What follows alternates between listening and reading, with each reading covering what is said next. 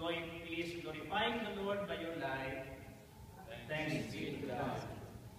My brothers and sisters, I love to present to you the newlywed couple in our Christian community, Mr. and Mrs.